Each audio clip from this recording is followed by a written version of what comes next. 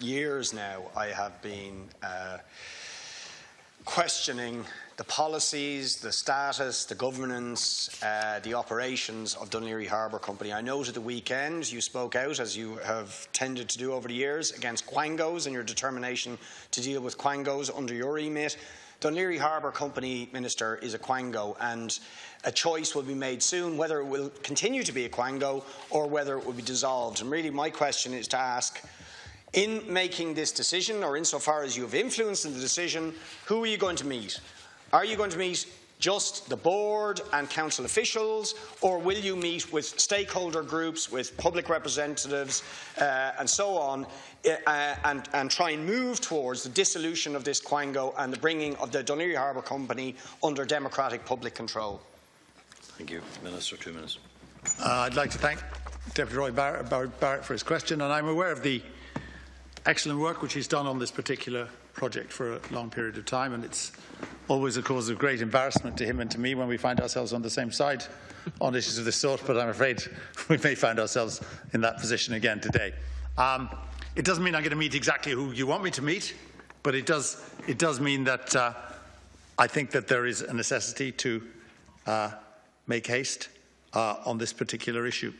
Let me answer your first question on who I should meet and who I shouldn't meet, although I don't think it's set in stone. I think these kind of rigid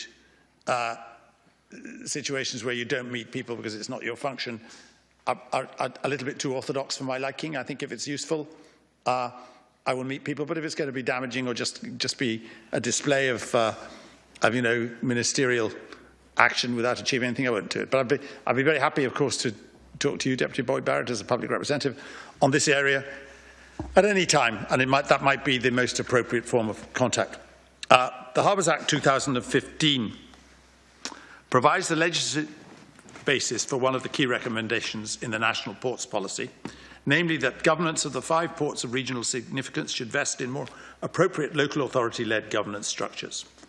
The process of transferring governance and the future governance and operational structures of the port are primarily matters for agreement between the local authority and the port company. I don't think that's in dispute. The Act provides that the two entities should work together in driving the process of transfer, including the necessary due diligence. In the case of Dun Laoghaire, I understand that this process is now fairly well advanced. As ports operate as commercial companies, I am not involved in day-to-day operational issues. Nor is it appropriate for me to meet directly with local authorities, normally, or local interest groups on these issues. However, I can confirm that a widespread public consultation process was undertaken by my officials from 2010 onwards, prior to the publication of the National Ports Policy 2013, and again during the legislative process leading up to the enactment of the Harbours Act 2015. Other public consultation processes were undertaken by the port company on a range of issues and provided an opportunity for all stakeholders and interested parties to give their views on the future of the harbour. Since 2013, when transfer process commenced, senior officials from my departments have met with Dun Laoghaire Harbour Company and the Chief Executive and senior officials of Dun Laoghaire Rathdown County Council on a number of occasions to clarify issues raised and to advise on the transfer process. My department has also been kept apprised of developments as part of the regular communications that take place between the company and the shareholder. Thank you. Barrett, you have 1 minute for a supplementary.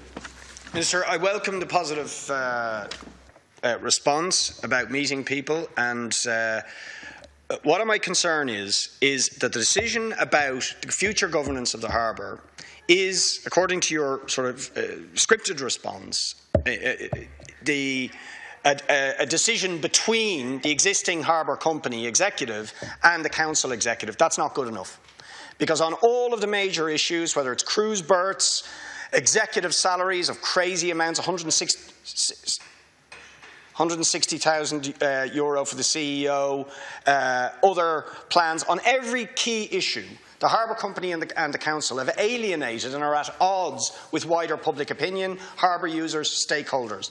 So what I'm saying is you should meet not just the Harbour Company, which will want to save its own skin and save the quango, or the Council officials, but to meet with the real stakeholders and public representatives.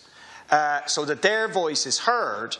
And you will find, Minister, that their view of how the harbour should be run, what its priorities, policies, future plans should be, are at radical odds with what the harbour company executives and the full-time officials of the council think should be the case. Minister. So that's what I'm asking you to meet a different group of genuine public stakeholders.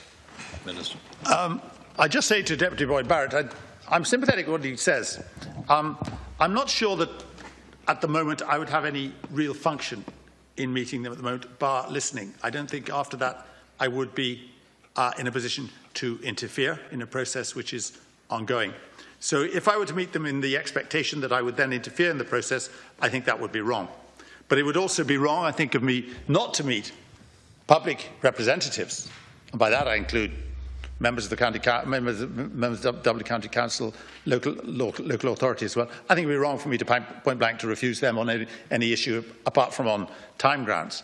So I would be happy to meet public representatives. If you want to bring a group to meet me, sure, I will.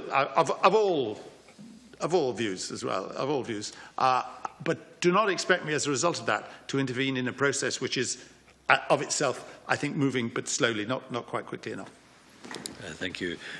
Just in advance of moving on to question 62.